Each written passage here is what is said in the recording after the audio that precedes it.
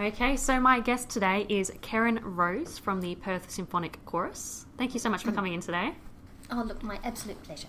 Absolute pleasure, Ashayla.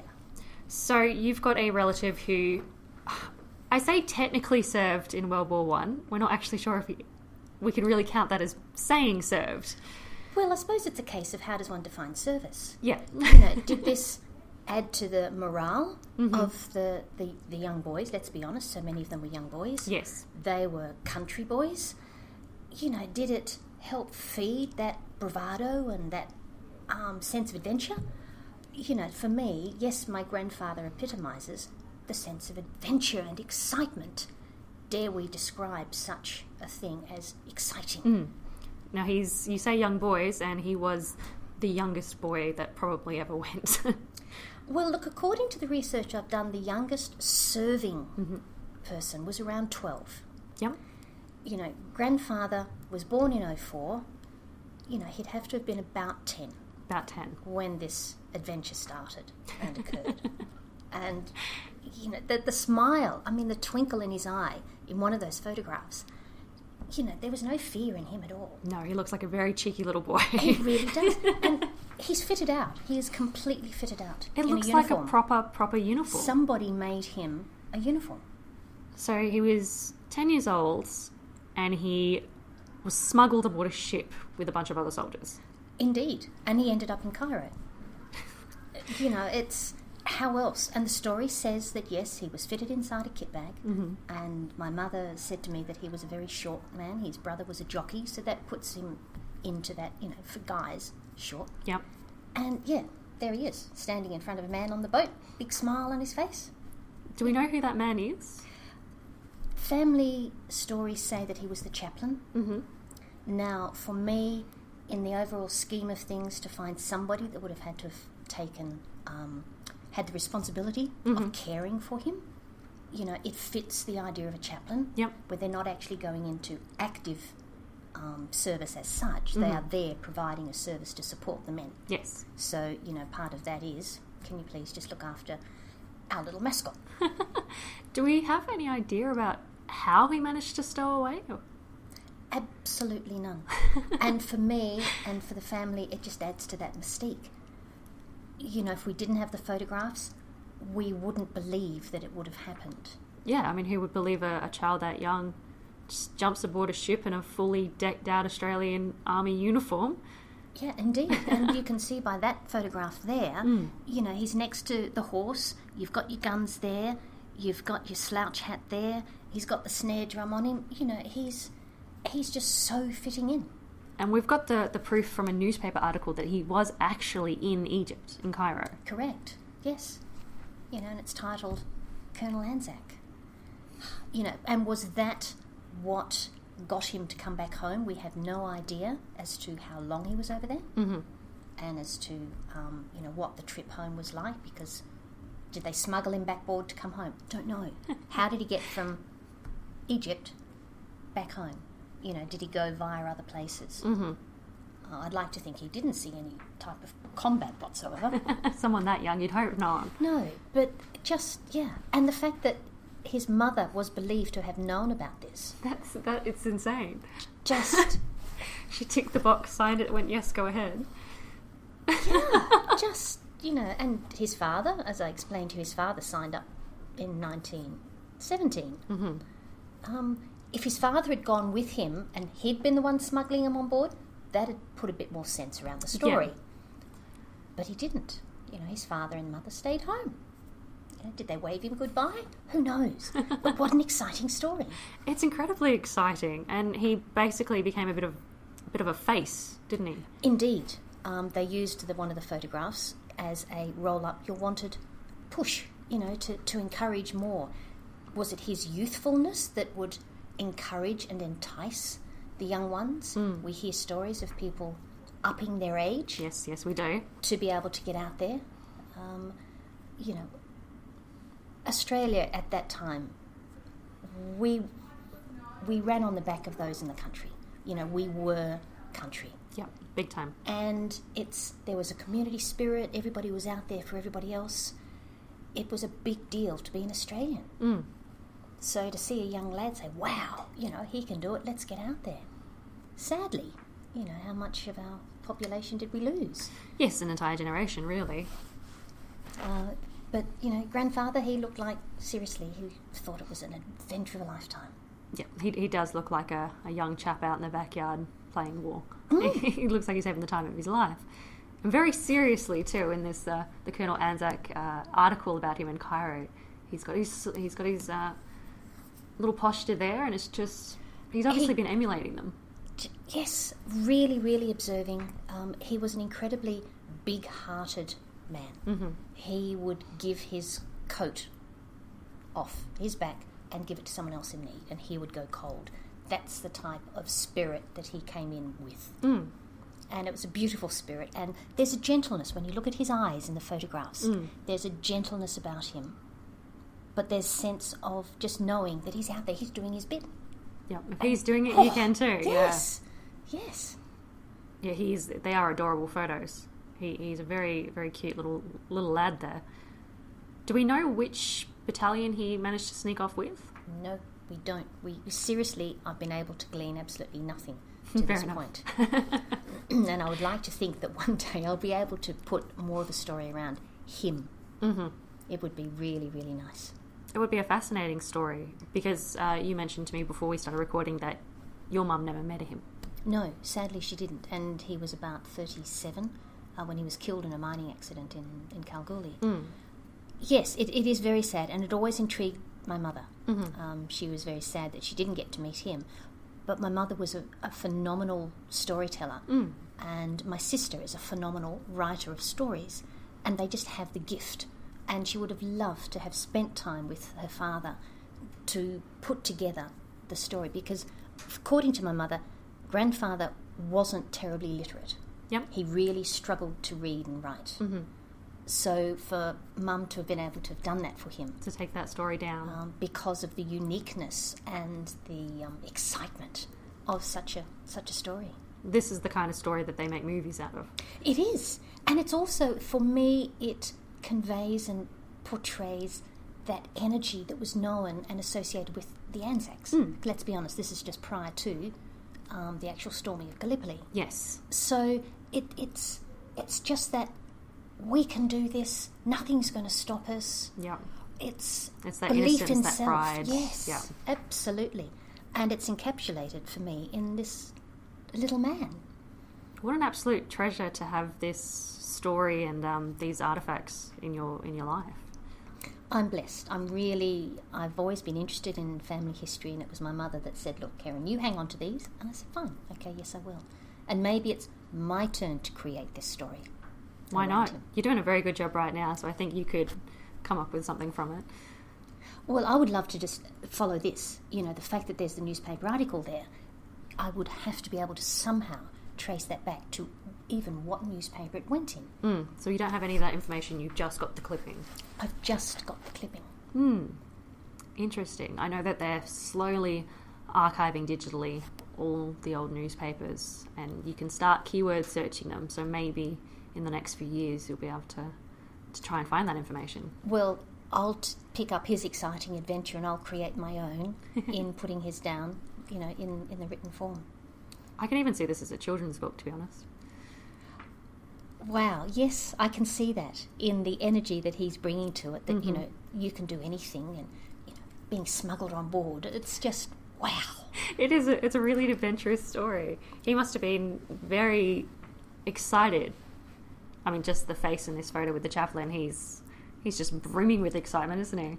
He really, really is. And how does one get a thought of, oh, I think I might smuggle on board a ship and go off to war? How did he get the uniform? I'm going to go out there and say maybe his mother made it. Who knows? His mother sounds like a wild card too. Yes. How long can a boy go missing without being noticed? Mm-hmm. So it's, and as I said, grandfather signed up a couple of years, his father signed up a couple of years later. So everybody was in the know. It's just, I just continue to see excitement and such strength. Actually, there's a lot of strength in those photographs. Oh, there is, absolutely. That's coming out of him. It's, to go on board a ship, I have no idea if he had a concept that he was going off to war, but to be smuggled on board the ship with all these men, he must have just so had that spirit of being able to communicate and just link in with the boys and have fun with them. An adventure. I just come back to that word adventure. It was a grand adventure. That's exactly what it was. Yes. Yeah, absolutely.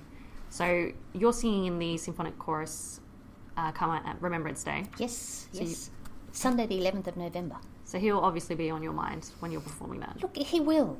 He certainly has been brought to life. I have the joy of having this as a very large photograph hanging up in my home, and having discovered that his father was also serving in the war. Yes, it does add a different colour to what we're doing. Yes. It really does. And it makes it extra special. It does make it extra special.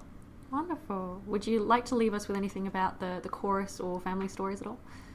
What I really saw here in the photographs, and then having the energy of my mother creating her picture around it, as a family we never really discussed the war as such. However, we always knew we had that connection through grandfather. Yep. And there was always a pride within my mother, even though she didn't meet him, the fact that her father had played a role in supporting the morale and the community that was in Egypt, because they didn't head off to Egypt initially. They were heading off to England, and they ended up in Egypt. To have that belief, that was my mother was very strong in having a belief in oneself. Yeah. And her father had it, my mother had it, and everybody that is singing in the choir on Remembrance Day, we all believe in what we're doing. We love coming together singing, and we love providing that concert performance, and it's going to be just an amazing experience. It's more than a concert. Yep. What's being created, actually yes, we are creating an experience, and so many people are coming together. People are just appearing and creating this. It's just growing and growing and growing, and it's just going to be an unbelievable experience. There you guys, if you're not sold on it, you should be, and you should go get tickets and make sure you go to the concert. Thank you so much for coming in and chatting to me. Look, thank you for giving me the chance. You've got me all enthused to go and finish his story now. Oh, I want to hear the rest of it, so once you find it, let me know. I promise, that's my deal to you. Thank you very much. Thanks, Annie. All right, folks, our second guest for this episode today is Anne Zubrick, and we're going to talk about her grandfather, Mr. William McKenzie. Welcome to the podcast. Thank you. It's good to be here. Now, okay, so William McKenzie is your grandfather. He was a Salvation Army officer and a military chaplain. That's correct. Yes, he was. And at the time that World War I broke out, he and my grandmother were actually in England. Right.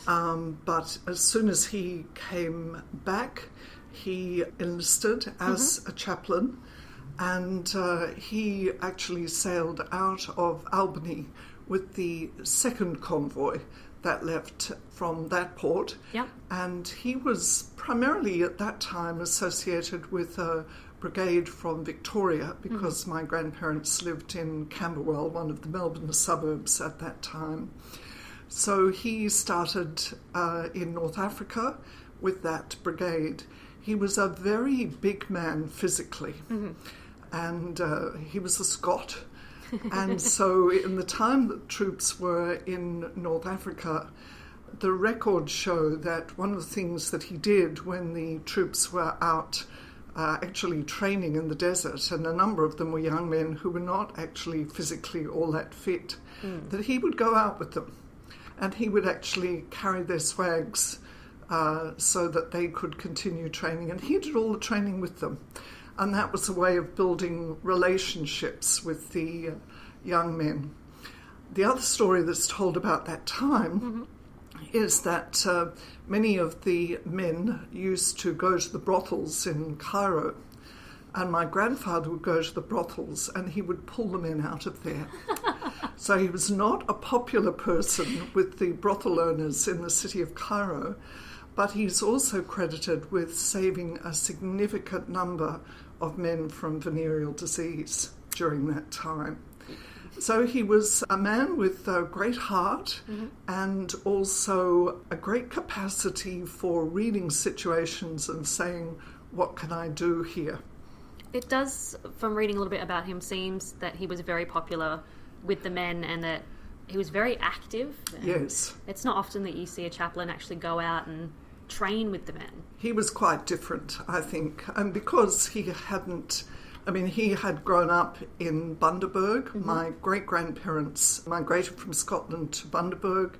They farmed there. So he was a lad who'd grown up very, very differently, I think, perhaps from those who were Catholic or Anglican chaplains who may have had very different sorts of upbringing. Very cloistered upbringings. Yes, I think that's so. And so the chaplains were not allowed to leave the boats when the troops went to Gallipoli. I believe it was about 3 days before they were actually ferried on shore. So a lot of my grandfather's work in Gallipoli was actually burying men. Yeah. And he was really well known and renowned for several things.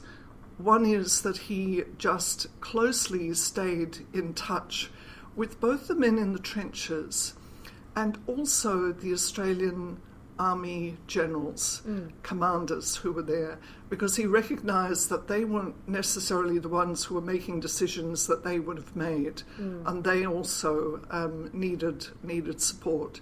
But he'd fix coffee for the men in the evening and prepare them as well as one ever might for whatever was going to face them during the next day. He dug the trenches deeper. He had a spade.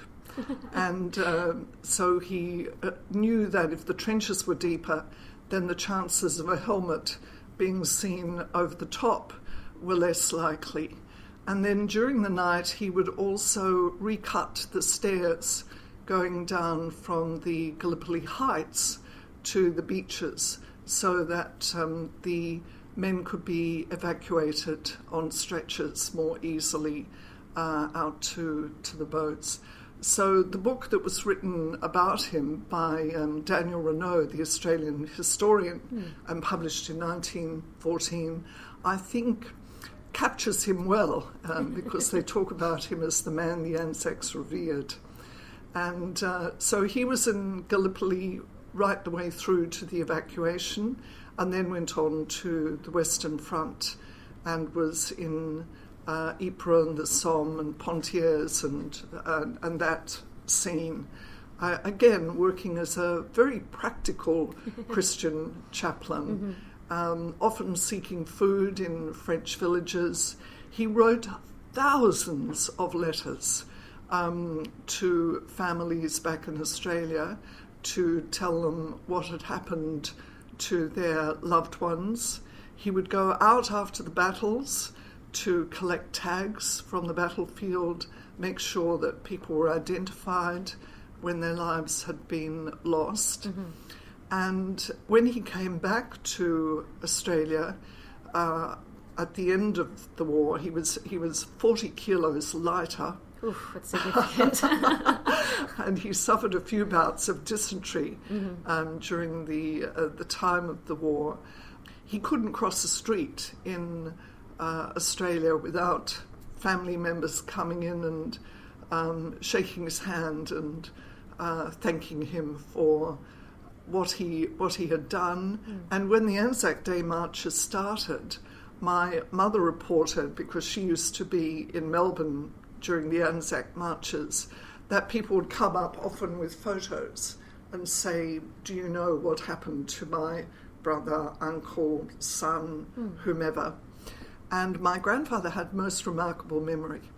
So if he saw the face and he knew which battalion somebody was with, if he had any information, then he would be able to share that. He sounds like an amazing man. I know reading up, apparently some people knew him as Fighting Mac. He was, yes. He had a reputation as a young man. When he was in Bundaberg, he was quite a boxer. So I think you didn't take him lightly physically. And one of the stories that came out of the battle at Logan Pine was he actually went over the top with his shovel, and the men actually protected him. Wow. And surrounded him and said, no, go back, your role is not here. But he was recommended for a Victoria Cross on not less than 4 occasions. He was given the Military Cross and then later on an OBE. So he was very widely recognised. In the Western Front, he became really quite a close friend of... who's the person who we've been honouring this year with the Western Front? Monash? Monash, yes. His name just escaped me for a moment. But he befriended General Monash, and as he did with the commanders at Gallipoli. And he was one of the people who gave an oration at Monash's funeral, which is quite extraordinary, because you don't think about a Jew and a Salvation Army officer being in that same kind of location. So, I mean, to put it lightly, he wasn't just a chaplain looking after their spiritual health. He was probably one of the original mental health warriors. I don't think he would have seen himself that way, but I think he was a person who probably would have described himself as a man of spirit, and what he would do is imbue that sense of spirit, I think particularly in some of the very young soldiers who were there. And, I think he was, because he was in his 40s when he was in World War One, he would have been more like a father figure to them, I think. Yep. But he was very companionable, a very easy conversationalist. And the other things the men liked about him, when he did chapel services, he allowed them to sit. Oh, lovely. Whereas the other chaplains made them stand through the services. And the other thing that he was very good at, he had a very powerful singing voice. And so any time the men were marching, both in North Africa before the arrival at Gallipoli, and then often in the relocation in Europe, he would get them to sing. And he had, I don't know the song, but he was quite famed for a song which is called the Sunshine Song. And, maybe it'll be there in the records. Daniel Renaud, my grandfather's biographer, wasn't able to find a record of it. So I don't think anybody quite knows the words or the tune, but it certainly was one that was known by the men. And I think it was kind of a cheering thing to do, to march singing rather than, when it was safe to do so, of course, than just march in silence. And it wasn't the only song he wrote. Apparently there's quite a few that he penned. That's correct. Yes, yeah. He was a prolific writer. Unfortunately, a lot of his letters, as happens during war, never arrived. But he wrote to my grandmother and the family of 5 children in Melbourne very, very regularly. And I think that was good for his own mental health. I said to Daniel Renaud that I think that one of the things I've often reflected on is, how did he stay so strong? And I think it was because he kind of was able to imagine what was happening with the children's lives at home. And so he would write very much connected to that context, and always, of course, enjoyed whatever letters came from them that reached him both at Gallipoli and on the Western Front. Yeah, they would have been real lifeline letters. Absolutely, absolutely. So when he came back to Australia, you mentioned that every Anzac Day he was greeted with a lot of a lot of respect from people. I read that there was actually a huge crowd when he returned that greeted him. There was, yeah. And he was still quite well known afterwards, and he ended up going to China for a period of time. He did, yes. My grandparents went to China in the mid-1920s when my mother had just finished high school in Melbourne.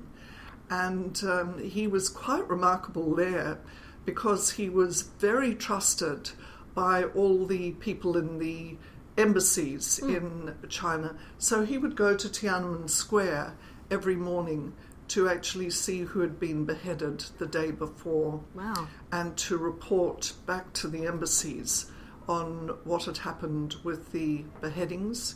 He was trusted both by Mao Zedong and Chiang Kai-shek, and often acted as kind of go-between. So he was quite an extraordinary man. Yeah, that's one heck of a resume that he just listed off there. Wow. Well, I think it was a resume of someone whose motto would be do whatever needs to be done to actually assist rather than impede the situation. Oh, that's a great motto. And then when he came back to Australia, he was promoted to the command of the Southern Territory? That's correct, yeah. So he was the sort of leader of the Salvation Army over the whole of the sort of Australia, New Zealand sort of part of the world. Wow. I don't know if that actually also included South Africa. It may have. But so they had the general in the UK and so on, but he was the territorial commander of the Salvation Army, and he did a lot of interesting things during that period, often having to officiate at many ceremonies, one of which was opening buildings. And it's fascinating, we have a number of keys at home of buildings that he opened in Bendigo and Ballarat, which are solid gold. Wow. So they weren't actually the key that opened the door, but they were given to him as a commemoration of those events. Oh, that's one heck of a wall display. Well, yeah, it is. But, you think, this was quite remarkable. But here my grandparents lived incredibly simply. And after he returned from the Western Front, my grandmother had a shelf in her kitchen which had lots and lots of small metal boxes. So each week with my grandfather's salary, there was a tenth that went into the tithing, which they gave to the Salvation Army at the service on Sunday. But there was always a box there that was for anybody who came to the door. And there were lots of veterans who would come to the door, who needed a meal or who needed new shoes or whatever. And so their home was always open and welcoming to returned veterans, whatever their plight. What an amazing man. Wow. Do you have many memories of him at all? Look, he was a man that I only met through my mother's stories. Fair enough. Because he died in 1948. I was born in 1945, and my parents were at that time living in Africa. Right. In what was then Northern Rhodesia, now Zambia. So my mother was not present when my grandfather died, and I never knew him personally. But the accounts of his funeral were just extraordinary. He died at home, and many returned men followed his coffin to Rookwood Cemetery. And his original gravestone is not there now. It's a different gravestone. But the original gravestone was engraved with the words, "How the men loved him." I think that's a perfect engraving on that, because a man like that, he surely would have been admired by thousands. Indeed. So while you're singing at the chorus on Remembrance Day, he's probably going to be in the forefront of your mind. Absolutely.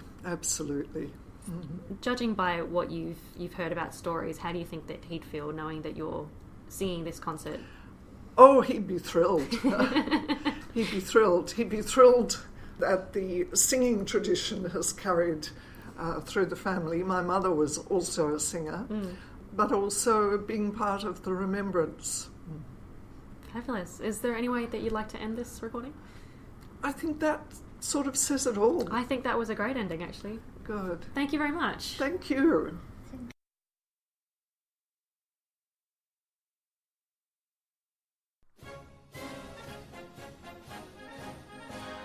This podcast was edited, published and produced by the RSLWA. Head to www.rslwa.org.au for other content. Make sure to subscribe to this podcast and follow us on Instagram, Twitter and Facebook.